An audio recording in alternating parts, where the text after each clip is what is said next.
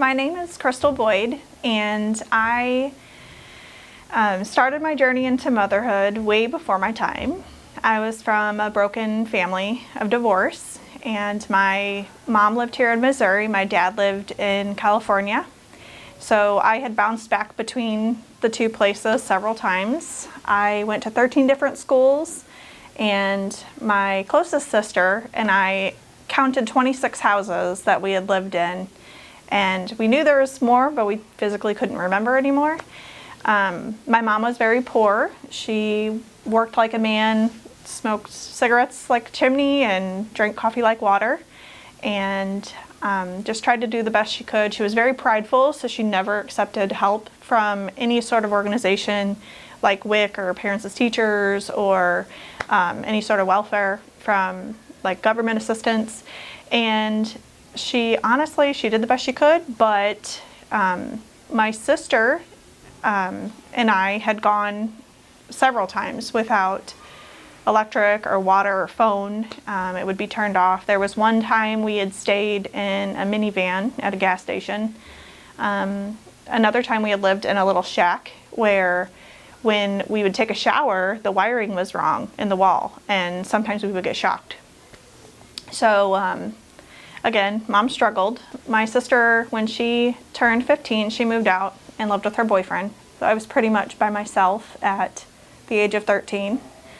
And that's when I got into a relationship with a man that was much older than me, and thought, well, I'm pretty much an adult myself, and I'm basically raising myself. So I dropped out of school, and he was into drugs and not into the best influences at that point, and I honestly just was trying to make the best of making mature decisions and getting on my own 2 feet and looking for somebody to rescue me, and realizing that that relationship was definitely not it.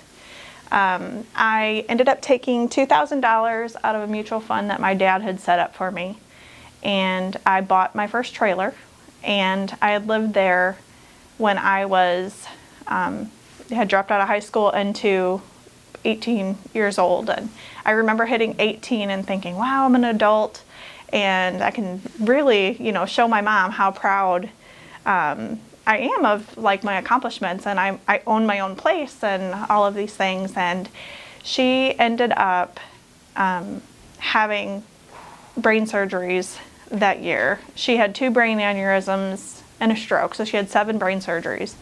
And at that time, I had really needed her in my life for advice, and I had broke up with a gentleman that was into drugs at that point, and settled down with another guy who owned his own trailer. So it was like a little match made in trailer park heaven. And we had my daughter, Kenzie. We moved in together, and I was 19. So at that point, I was extremely lost. I could barely make ends meet myself. With my daughter and my new husband, we ended up getting married. And I found Debbie Lakin through the Parents as Teachers program. And she was a godsend to me. She became more than just somebody I looked up to help me with my kid at the time. She was a friend, a surrogate mother, and I can't say enough good things about what she meant to me at that time, and little did I know that it would continue throughout my life.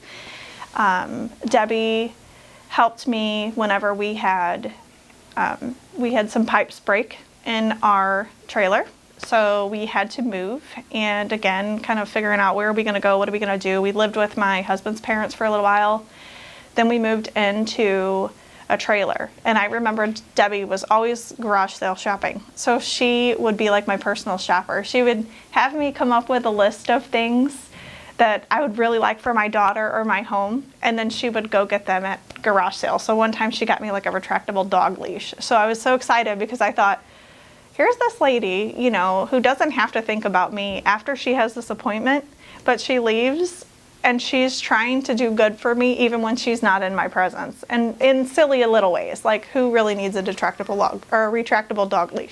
Has nothing to do with my daughter, but that's just the type of person that she was.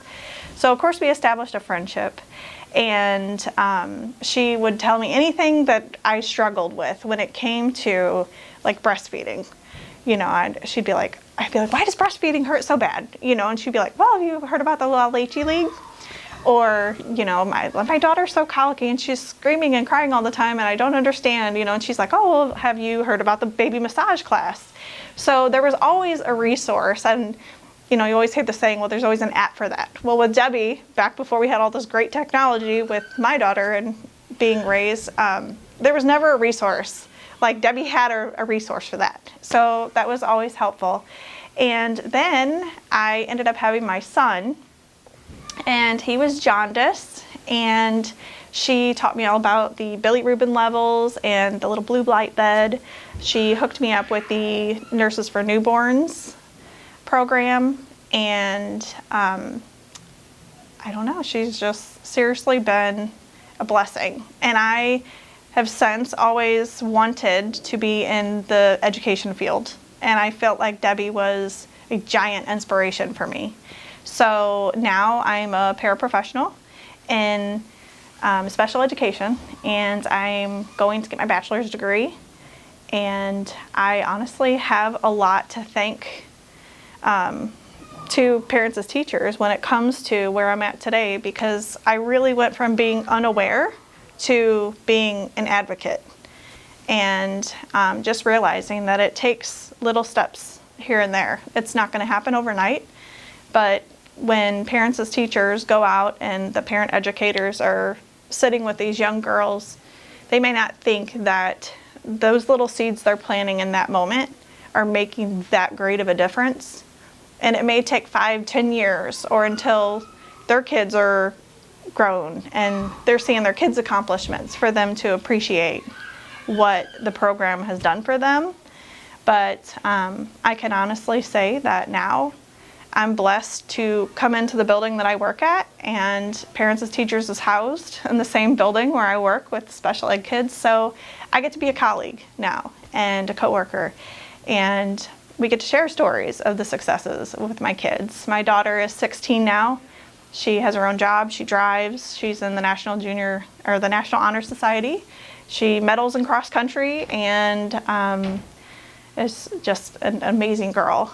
She blogs with health food and things like that. So she's got a very healthy, upbeat personality, and she inspires kids her age. And my 13-year-old, 14 now, he just turned 14. He has been in the gifted program since first grade. So he got the opportunity to be nominated to go to the Joseph Baldwin Academy, which is where middle schoolers actually get to spend time on a college campus through the summer. So next year we are going to hopefully be able to fund that for him to go to that. And he does soccer. And my youngest, after I ended up getting divorced myself, I did have a third baby, and his name is Zealand, and he's 9 now. But he is in the Northwest School District in special ed himself. He has ADHD, ADD, he's got a learning processing disorder. We're trying to figure out if maybe he is going through some dyslexia right now, so we're going to get to the bottom of that. But he also has some color deficiencies as far as being colorblind. So having the knowledge that I had with Parents as Teachers in my own education, I was able to get him hooked up with services for occupational therapy and speech therapy before he ever even started school here, because I could just tell that there was something that was a little off. So I'm sharing my story with you today to let you know that you make a giant impact being a parent educator in the Parents as Teachers program. I went from feeling like a teen mom statistic to changing my environment, the environment around me, kids that I come in contact with every day, and I've gone from being unaware to being an advocate, and I've done that because of you. So if you think that you're not making a difference, or now that you're not being heard by these young moms who may be distracted by all of these, technological advances with them being on their cell phones in the middle of an appointment or something like that, just know that you may plant the tiniest little seed that could stay dormant for years in these young moms. But in one moment, in one instance, or one emergency, they're going to pull that out and they're going to use it. and it's going to create a bloom within them and their children. And then years later, you never know, you might be able to see a success story and see how you make a difference like you have in my life. I personally can see it, and I see the change that has been made throughout my kids and their lives, that they have developed their full potential because of the vision that you guys have to have every child learn, grow, and develop. And that's exactly what you've done for me. And I thank you from the bottom of my heart, because now not only do I see my kids' potential and the kids that I work with in my school district, but I also see mine as a mom. Thank you.